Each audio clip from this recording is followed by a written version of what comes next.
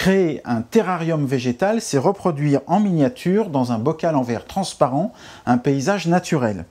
Alors en verre transparent, c'est très important parce qu'il faut que les plantes puissent faire leur photosynthèse naturellement. La première chose à faire pour son terrarium, ça va être de commencer à poser le sol. Le sol, c'est très important puisque c'est ce qui va permettre aux plantes de bien se développer. J'ai choisi une petite sélection de cailloux. Chose très importante, c'est laver tous les éléments que vous allez utiliser dans le terrarium. Et on va commencer par les plus gros, qui vont faire le fond, qui vont permettre de faire un bon drainage dans le terrarium, surtout avec des cactées qui ne doivent surtout pas baigner dans l'eau.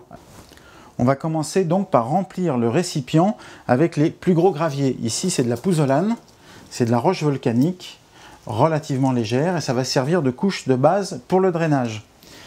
On ne va pas verser la pouzzolane directement comme ça, on risquerait de casser le récipient. On peut le faire avec un gobelet, elle est un peu lourde, je vais le faire avec la main directement.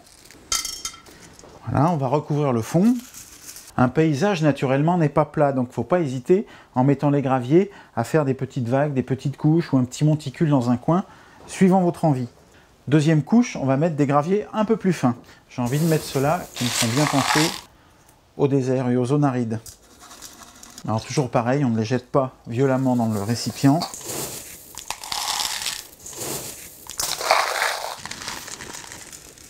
Je vais donc arrêter de mettre des graviers, il y en a assez haut, il faut encore que je mette le terreau. Mais avant de mettre le terreau, je vais mettre un petit peu de charbon actif, ça permettra de garder un substrat sain.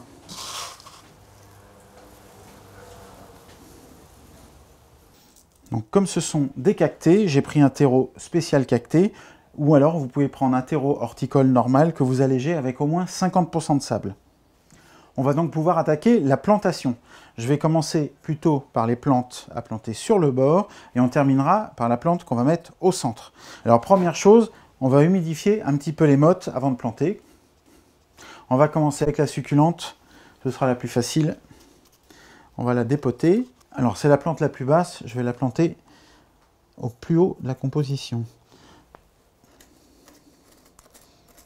La plantation est terminée, j'ai rajouté une petite plante grasse ici pour que ce soit un peu plus rempli et un peu plus joli. Je termine de tasser délicatement le terreau entre les plantes et on va venir mettre une couche de gravier. Alors j'ai envie de mettre ces graviers un peu beige tout autour. En mettant du gravier dessus, c'est à la fois esthétique mais en plus c'est utile. Parce que quand on va arroser, ça évite de détremper le terreau, qu'il fasse une boue et ça évite de le déplacer parce que sinon il risque de couler de la partie haute vers la partie basse. Voilà, notre terrarium est à peu près terminé. On peut même le personnaliser en mettant des petites figurines. J'ai choisi ce joli petit lièvre. Voilà. Pour l'arrosage, vous utiliserez un petit instrument comme ceci pour un arrosage très délicat. Ne jamais mouiller les plantes, vous faites couler l'eau sur le gravier. Vous utiliserez de l'eau déminéralisée ou de l'eau de pluie.